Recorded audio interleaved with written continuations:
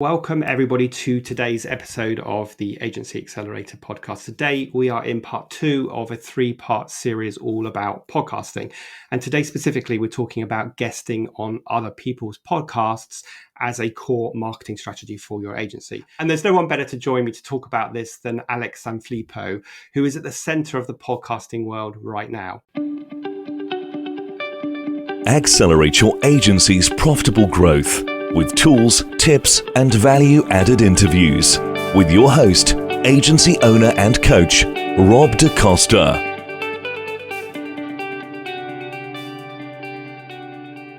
Now, Alex started his first business at the age of 10, selling used golf balls in his neighborhood. And since then, he has been the typical entrepreneur trying his hand at a number of things, including real estate, technology, aerospace, blogging, public speaking, coaching, and finally, podcasting.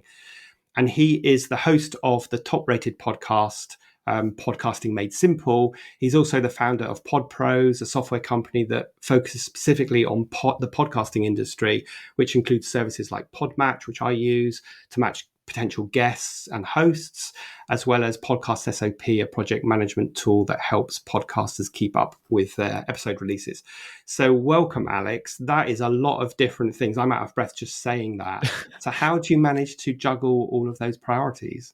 Rob, thank you so much for having me first off. And it sounds like a lot, but since we've launched PodPros as the parent organization for Podmatch and Podcast SOP, those are really the only things I do these days. And then, yes, I have the podcast as well, but that's kind of in my DNA. I feel like you have to have a podcast to be in podcasting. I like to think that, at least. So I make sure that I keep up with that as well. But everything I did in my past kind of led me to where I am today. But I'm very structured, very intentional with what I do with my time. And it's just strictly the podcasting world these days for me. Yeah, well, great place to be. I think it's such a growing area and perhaps one of the last sort of wild wests of marketing in terms of its sort of maturity. So today our focus is on being a guest on other people's podcast as a key marketing strategy for our audience of marketing agency owners. So can I just ask you a big broad question to start with? Like, why do you think this is a good strategy? Well, first off, you kind of just mentioned, I like that you called it the Wild West, right? It's still like the final frontier of content at this point, if you want to say that. And I think that it's a really great opportunity right now, specifically because of the amount of growth we're seeing in podcasting. Right now, there's all these big name companies. Just this morning, I heard that Twitter, someone found in their code, they are planning on adding a tab, which this is all rumored at this point, but somebody found the code for it, that they're rumored to be adding a tab for podcasting. So that's Twitter. I know that YouTube just hired a director of podcasting. Netflix hired a director of podcasting. Like, all these different companies are kind of jumping on board with this. And at the end of the day, they're not interested in you and me, Rob. And I mean, the Agency Accelerator is a great show. Podcasting Made Simple is a great show, but they're after the Joe Rogans of the world, the giant celebrities that are starting their own podcast. That's what they're after. But those tools and the listenership overflows into what we're doing as well. So right now, at an unprecedented rate, we are seeing so many people start to listen to podcasts that have never listened before. It's interesting. I just talked to somebody who is on my team. She had never listened to a podcast before, didn't even know how to. I showed her how to do it, and now she says, I can't stop listening to just tons of podcasts. And that is very common. That's not just among just a handful of people. That's on a global scale. Podcasting is really starting to take over in many ways. Because of that, I think it's a great opportunity on either side of the mic, as a host or as a guest, because so many people are listening. And there was one more thing I'll mention, Rob. I'll pass it back over to you. There was a recent report done by Convince and Convert, which is a really credible source. You can look them up. They did I don't know how many people were in this poll, but I know it was thousands. They were asking podcast listeners why they listen to podcasts. And over 50% said they listen with the intent of learning something new. They want to increase their knowledge. They want a better understanding of the world around them. And I found that to be a really interesting thing. So if anyone's in the space of educating somebody, whether it's about their company, whether it's about, I don't know, schooling, education, right? Those things specifically, there's a lot of benefit right now to be in this space. Yeah, and I think podcasting is such an easy, digestible medium to learn from. It's certainly, you can do it on the move, you can do it at the gym, which is when I listen to podcasts, or when you're driving or sitting on the train. And it's certainly easier to digest than it would be reading the equivalent text on a blog or, you know, even watching a YouTube video. So I feel like that for me is one of the reasons why I wanted to get into it. So let's talk about some of the mechanics. So if I sort of think, right, okay, so me being a guest on other people's podcasts is a really good strategy because I can get in front of their audience and I can teach them something and demonstrate that I know what I'm talking about, and hopefully they'll link back to me. How do I go about doing that? How do I even find those podcasts? And, what are some of the ideas that they should think about when they're doing this? Yeah, I think the first thing, it's a really insightful question, Rob. I'm glad you asked that. The first thing that always comes to mind is, for me, if I'm going to jump on people's podcast, I need to know why I'm doing that and have that really specifically clear. Because one thing that people realize if they're new to podcast guesting land, like you're gonna step into this world, there's a lot of shows that would love to have you. But and here's why I say that. I have comedy shows all the time wanting me to be on their show. Rob, between you and me and everyone listening, I'm not really that funny. So I know I'm not going to do well there. I enjoy playing soccer. So sometimes soccer podcasts want me to come on and talk. And I'm not like a professional or anything like that. But here's the thing. If I just start going on all these podcasts, I'm going to use all of my time doing this with little to no benefit at all. Now, if it's a hobby and people just want to do it for fun, that's great. Then by all means do that. That's a great thing. It's fun. Maybe it adds value to somebody. But I think what the most important thing that we each need to do is it needs to start with us and us determining really why we want to do this. And as soon as you determine why, then you start identifying the shows that you say are ideal. Even if you start from like the really big shows, I mean, I do not recommend going after like the million plus shows and trying to be on those. You'll hit your head against a wall for years before you have any lead on that. But you can look at them and say, you know what, this show is a great mold of what I'm looking for. Can I find smaller, more boutique shows that fit this same mold, that are like this model, because it really aligns with my why? When you can identify these things, that's kind of my opening to it. I think that's where you begin, is by starting to find these things. And you can do this a lot of ways, like actually getting into the practical side of like, where do you find them? Podmatch, I'm not going to plug that too much, but our service is specifically designed to do that. So that's a really helpful tool for a lot of people there. And Rob, you can do whatever you want with that. But another way is you can just jump on social media, start asking your connections. Has anyone heard a show that talks about this? People love podcasting in the world today. Wherever you post on social media, someone is going to tag a host that fits what you're looking for, as long as you get really good at explaining it, even just in some of your content. You might be able to get directly connected with them right there through LinkedIn, through Facebook, through Instagram, wherever you choose your poison, social media these days. But you might be able to find those people really easily doing that. And then you just start a conversation from there.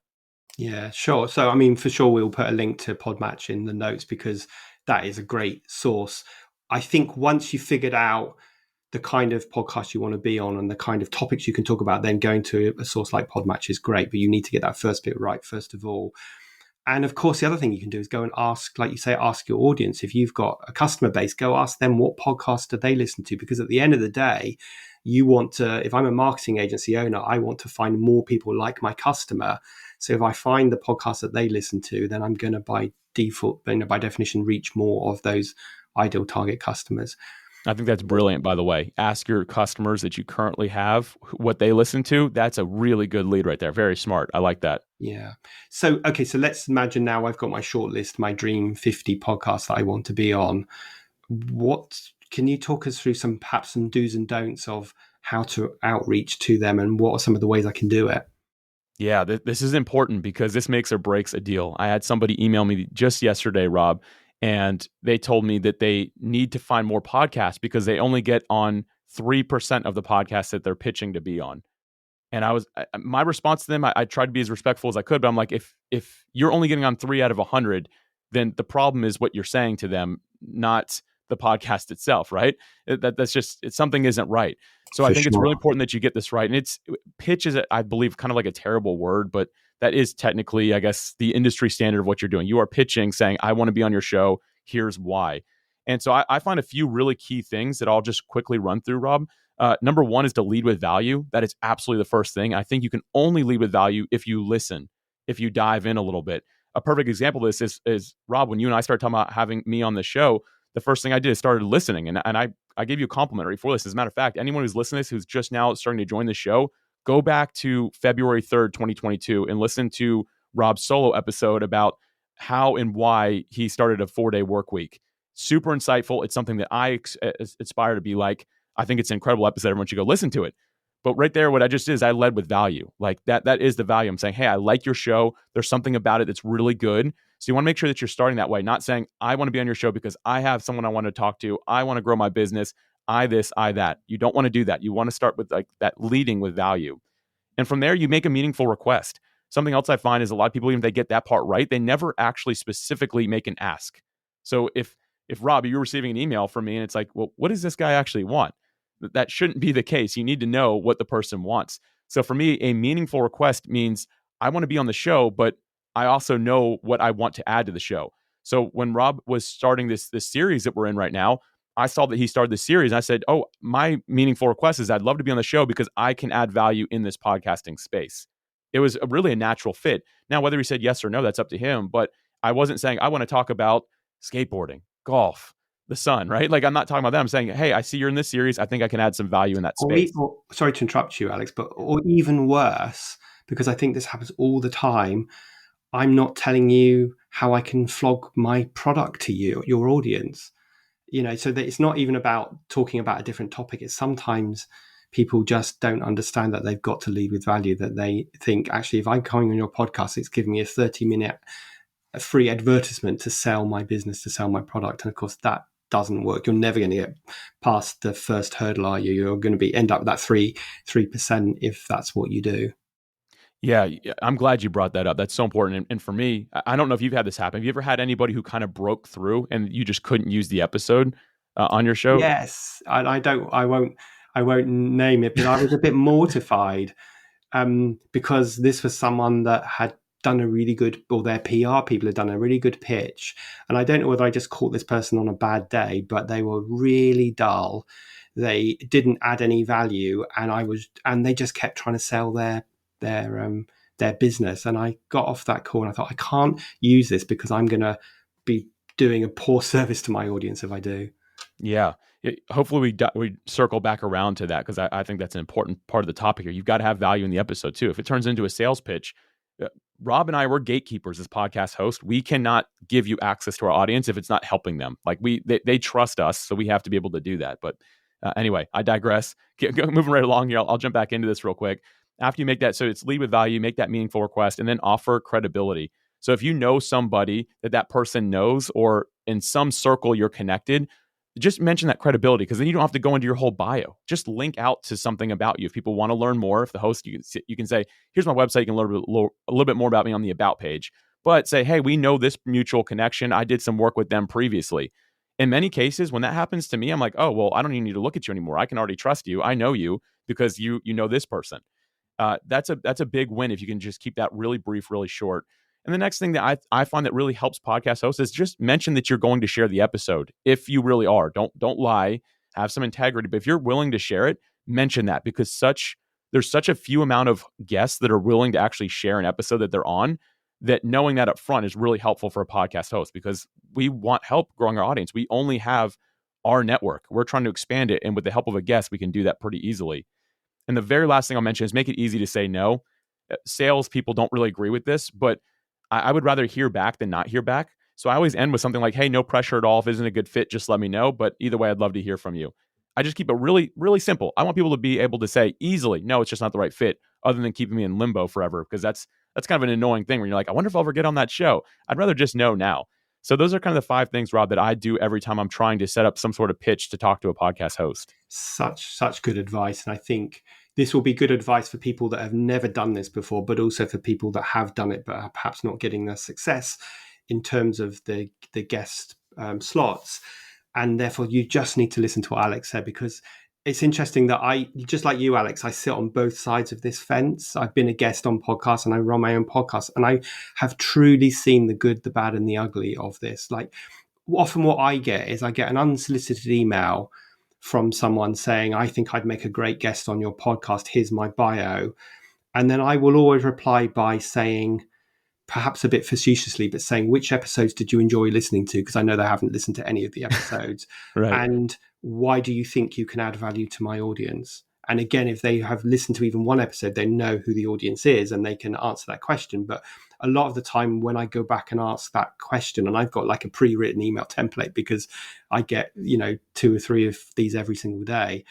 And half the time I never hear from them again, because they are just they are just taking this approach of throwing it out there and hoping some of it sticks. And I think that's a really bad strategy. So It's a terrible strategy. And one funny story with that, I had one person reach out. I said, "What episode did you like?" And they responded and they said, "Oh, I really liked your episode with Fred Durst." And they went on to explain about how it was like a childhood hero of theirs. The funny thing is, I never had Fred Durst on my podcast. I had Fred Dust on my podcast, which was about a guy who talks about like making great conversations. So not only did they not listen, they lied about listening and got the name wrong. no. I didn't. That's the only time I've just never responded. I'm like, I don't have anything nice to say, and I've always been taught if you have nothing nice to say, don't say anything at all. So I just was like, just gonna let that one slide. But yeah, you're right. There has to be some integrity in it, and you can tell when somebody listens based off what they say. It's not broad. Oh, I like your voice, and I like how long. There's got to be something specific that they say. I really like this. Like when I complimented on the fact that you figured out the 4-day work week. Like I'm after that. I've listened to that. I know that content. Doing that is such an important thing. And it doesn't take a lot of effort, does it, to spend 10 or 15 minutes listening to a podcast and saying, I really enjoyed this episode. However, there's another angle to it that I think I could bring to your audience. That's a smart strategy, a smart approach. And I don't think it takes too much effort. And I just wanted to pick up on one other thing that you said, Alex, which is that when you are guesting on someone else's podcast, it has to be a symbiotic win-win for both sides. And the win for the podcast host is that they're getting some great value and some great insights that they wouldn't otherwise have. But it's also the fact that they can potentially reach a larger audience because, as you said, the guests should share it. So you just need to be mindful that it is a win-win for both sides. Yeah, it really it's a huge win-win, and it's weird with podcasting, Robin. You know this. A lot of listeners, podcast listeners are very savvy, and because it's audio only, the rest of your mind starts traveling. You almost don't even need to say your name when you go on a podcast because people are going to find a way to look you up because out of just curiosity. After hearing something, you want to see it somehow, and whether that's pictures of somebody or a business. If I never mentioned what I did, I don't think it would change the amount of people who go find me still. Because that's just what podcast listeners do. And there's data to show that podcast listeners are savvy. They search. They're pretty smart. And a lot of people, they jump on, like you said, to try to sell. But in reality, I find if you just do the opposite and seek to be a person of value instead of a person of profit, it takes care of itself in many ways. Yeah, I mean, there's a really nice expression that I use quite a lot, which is serve, not sell. I mean, that's true in everything. That's true in all of your marketing. It's true in being a guest on a podcast. It's true in delivering a presentation or whatever it is. We just need to make sure that we are adding value to our audience. And in doing that, we demonstrate our credibility and our ability to help them beyond the podcast or beyond whatever it is that we are doing. I want to ask you one thing, because one thing that annoys me quite a lot, this is me getting on my kind of soapbox now, is that when I get, and you didn't do this, which I think is really good, when I get a pitch for directly from someone or from an agency that's representing them, often the bios are talking to me about how they've started multi-trillion-dollar businesses and they're this amazing person. And that often really puts me off because I think you won't be able to relate to my audience, which might be that struggling agency owner or that agency owner with 10 staff. And so that sometimes puts me off. What's your view on that? Man, this is such a good point because yes, you're right. That's a big no-no across the board. And I've done my best to shorten my bio to make it better. I'm always working on it, but I don't need to put the fact that I've made all this money, I've done this. Like that doesn't need to come up because that doesn't really add value to anybody. I get the perspective is that it adds credibility. But here's the thing, for the listenership at that point, they already trust you. They already have that. You already have that credibility with them because, example, Rob, you put me on the podcast. Your listeners automatically are already subject to trust me because you trust me. I don't need to sell the fact that, oh, I've done all these great things. I've achieved so much. Like, I don't need to do that anymore. That's already done. It's like when someone gets on a stage, you don't need to go into any bio at all when you're speaking physically on a stage because someone has already done that for you. You've been pre-vetted.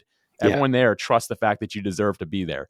And I think that, we need to bring it back down to a human level because sure, if I made $1 billion company, it'd be hard not to mention it, but that doesn't help anybody because there's so few people that have done that. Right.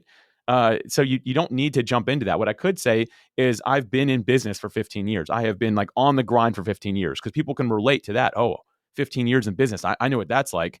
I don't need to mention all the accolades that come with that. And I'm in agreement. It needs to be human. It needs to connect with the audience. If you make yourself seem like some supernatural person, you're already creating a disconnect between the people that are listening to the show. Yeah, no, I think the human aspect of it is probably the bit that bothers me, because they're putting themselves up here so far out of the reach of the average listener. Let me just move the conversation on a bit and ask you a little bit about how do you measure the success of doing this? So if I decided that guesting on a podcast was a major marketing strategy for me to build my business, obviously one of the obvious ways of measuring it is, am I getting on enough podcasts? But how else would I measure the success? Yeah, there's a lot of options here, and it depends on how analytics driven somebody is. You can add something like a UTM to something to see our listeners to this podcast episode coming to my website or landing page or wherever it is you want them to go. That's one way to do it. And I started off doing a little bit of that, but I completely stopped doing that, because at the end of the day, I just want an arsenal of podcast episodes that I can forward to people without me having to recreate the content. That's a win for me.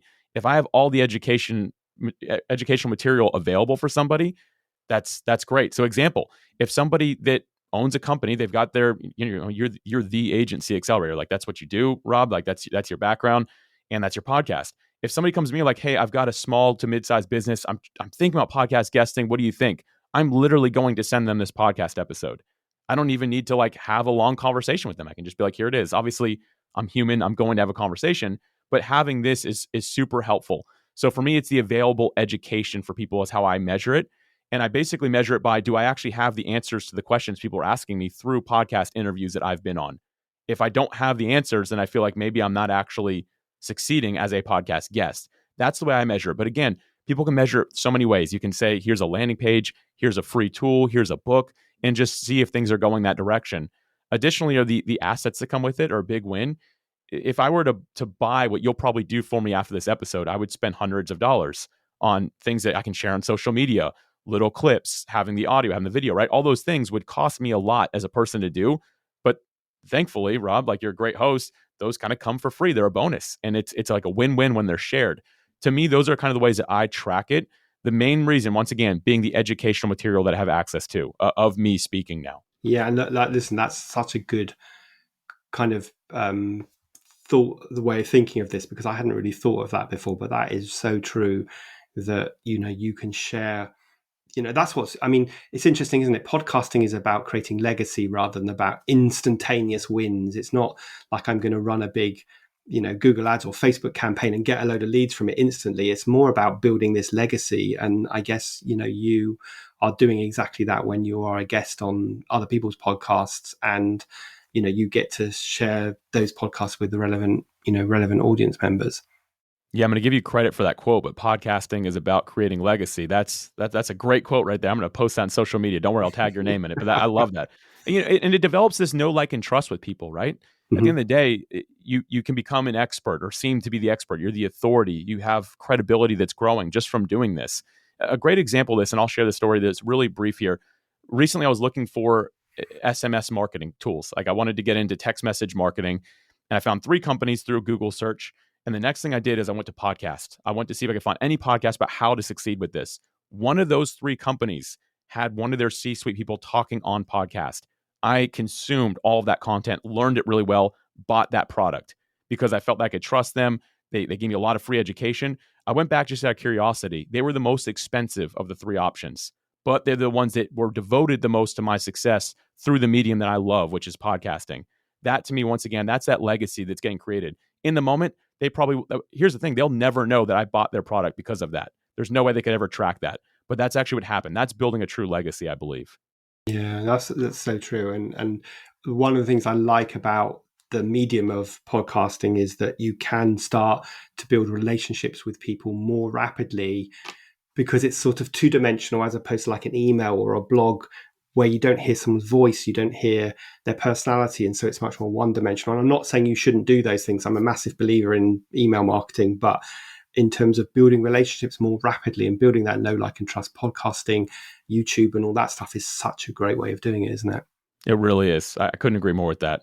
So before we sort of wrap this up, are there any other nuggets of advice that we haven't touched upon that you would say to people, like if they're thinking about building a podcasting guesting strategy? Any other pieces of advice that you haven't shared? Yeah. So going back to having that why is just so important. Make sure that you really know the direction you want to go in. Additionally, make sure that you figure out the stories that you're going to share. You don't want to share the same thing on every podcast, but you want to have the direction figured out. Really building out this plan intentionally is going to be what really serves you.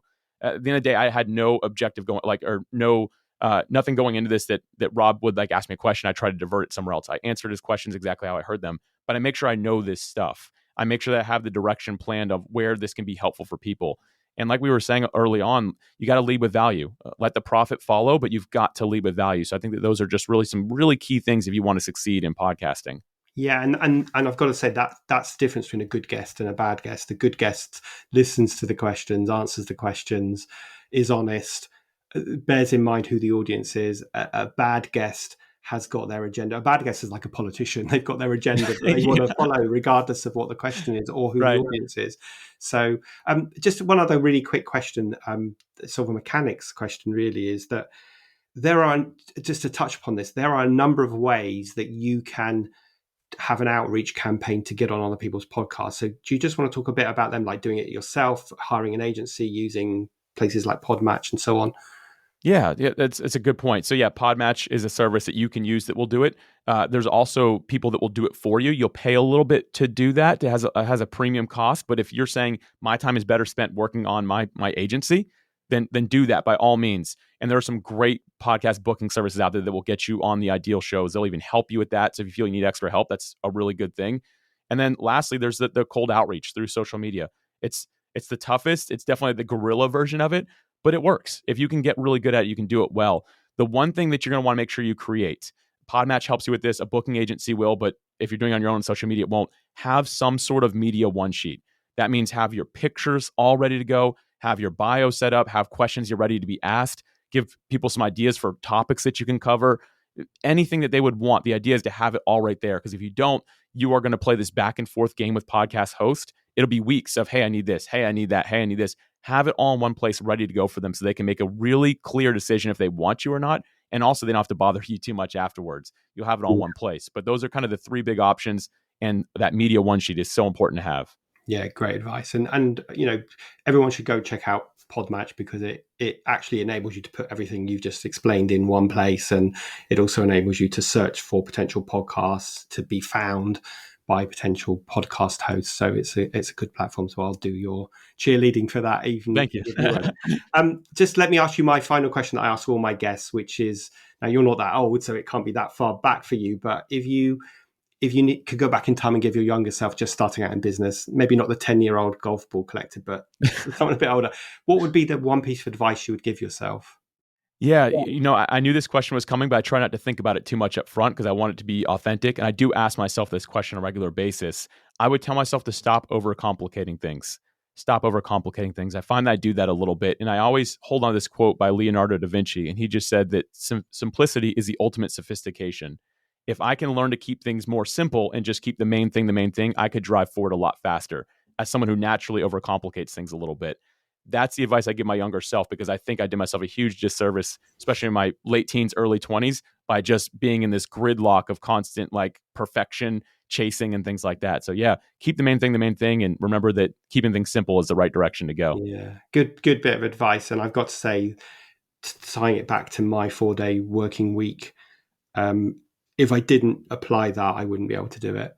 And so one of the things I had to do, I'm not going to go off tangent on here, but one of the things I had to do when I decided to work a 4-day week is get rid of a lot of stuff that wasn't actually, you know, giving me any value, but I was just comfortable doing it. And so, yes, simplicity. It's really interesting. And I say this so often, but I've asked this question 50 or 60 times now, and I've almost never had the same answer twice, which is amazing, isn't it?